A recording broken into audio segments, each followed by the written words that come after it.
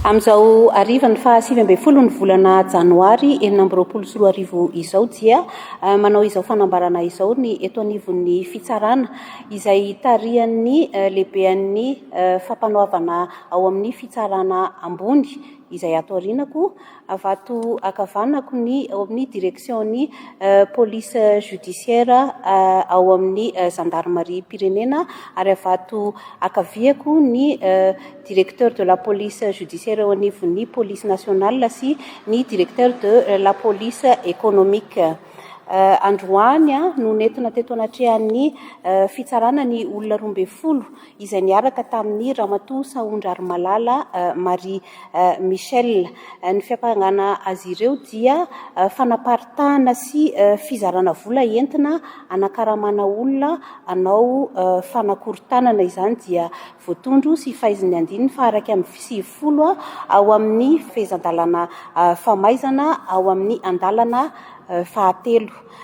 Reto olona 12 reto rehefa natao fanadihadiana teto amin'ny fampanoavana dia napetraka teo ambany fanaraha-mason'ny fitsarana mandrapahatonga ny fitoam-pitsarana azy ireo.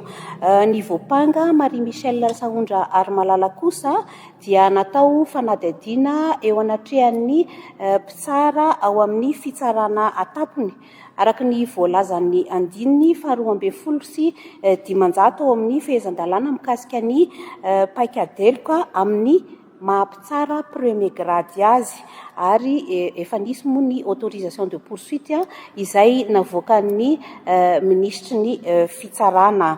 Manaraka izany dia tsara ny mampafantatra ny vahoaka malagasy fa araky ny andininy fahatelo amin'ny fitopolo ao amin'ny lalam-panorenana dia efa nesorin'ny birao maharitry ny antenimera pirenena ny immunité parlementaire ny ramatoa Saondra Armalala Marie Michel mahasolombavambahoaka izany voapanga izany.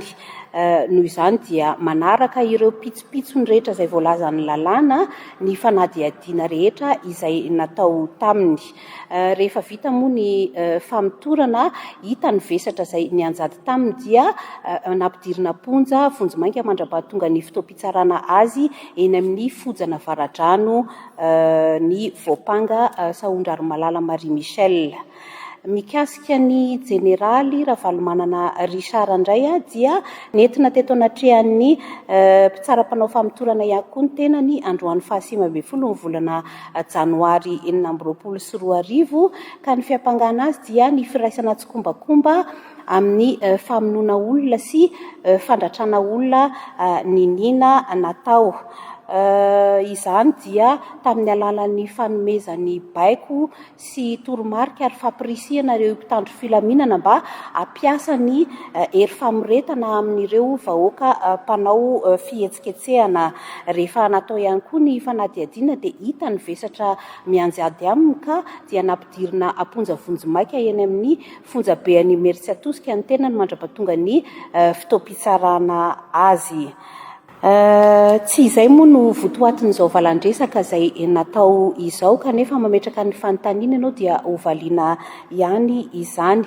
Misy ny angom-baovao izay voarainay mahakasika ny raharaha Ambomalaza. Noho izany dia tsy maintsy miroso amin'ny famitorana izay olona rehetra voakasika amin'izany angom-baovao izany ny eto anivon'ny fitsarana.